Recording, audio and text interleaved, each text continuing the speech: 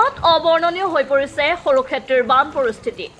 বৰপেটা জিলাৰ সৰুক্ষেত্ৰী সমষ্টিৰ অন্তৰ্গত প্ৰায় 90% গাঁও সম্পূৰ্ণৰূপে জলমগ্ন হৈ পৰিছে। এই বানপানী এতিয়া সমষ্টিৰ ভেৰাৰভিটা, কয়াকুছি, ভক্তৰদবা, পিঠাদি, জিৰোবজাৰ, নলিগাঁও, মোহনবাজাৰ, বালাপাৰা আদি অঞ্চলৰ ৰাস্তাৰ ঘাটৰ বিস্তৰ ক্ষতি সাধন কৰিছে।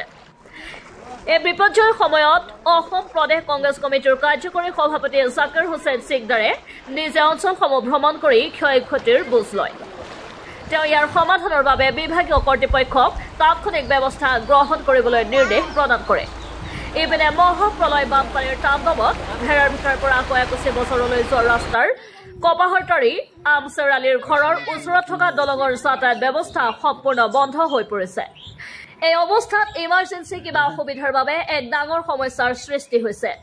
স্থানীয় বাসিন্দাসকলে তৎপ্ৰতিৰোধ ব্যৱস্থা আৰু সঠিক সহযোগিতা আগবঢ়াবলৈ আহ্বান জনাইছে। এতিয়া আমাৰ এইখন গাঁৱৰ নাম হ'ল গুমিৰ পাথাৰ আৰু আপোনাৰ বৰ্তমান পানীৰ তলত আছে আমাৰ 4-5খনমান গাঁও। গুমিৰ পাথাৰ, জালকৰা, কপাহৰতাৰী, আপোনাৰ পানী মৰিচা গাঁও, মৰিচা পাথাৰ, তেলেৰিয়া, এইকেইখন গাঁও কমপ্লিট পানীৰ তলত। এতিয়া আমাৰ ধৰক ৰাস্তা ঘাট চব ছিঙি গৈছে ক'ৰবাত। তাৰপিছত 3 কিলোমিটাৰ ৰাস্তা আমাৰ কমপ্লিট পানীৰ তলত। এতিয়া আমাৰ অহা যোৱা বিৰাট অসুবিধা হৈছে। আমি ধৰক কিছুমানৰ বাইক যিবিলাক আছিল ঠেলি পাৰ কৰি এই নদীৰ পাৰত ফজু বজাৰ বুলি চেণ্টাৰ এটা আছে, তাতে থৈ অহা গৈছে চবে।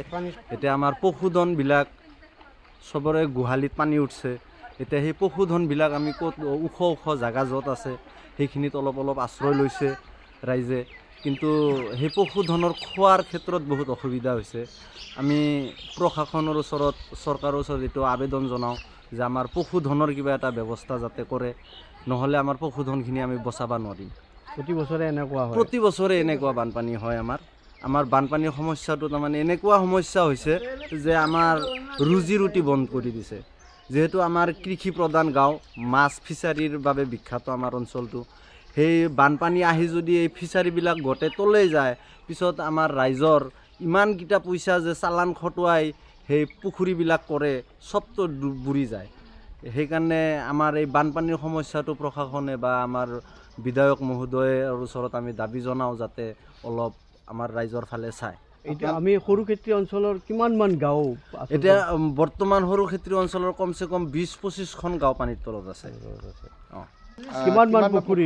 কমচে কম 1,500-2,000 মান পুখুৰী পানীৰ তলত গৈছে। এতিয়া এই সমস্ত পুখুৰীত যে কিমান মাছ আছিল, এতিয়া আজিকালিতো সৰু চানা দিছে, চবে পঞ্চ বুলি কয়, পঞ্চ দিয়া গৈছে। সেই মাছখিনি তাৰমানে এনেকৈ ওলাই গৈছে, ধৰবাও নোৱাৰি, একো কৰবাও নোৱাৰি।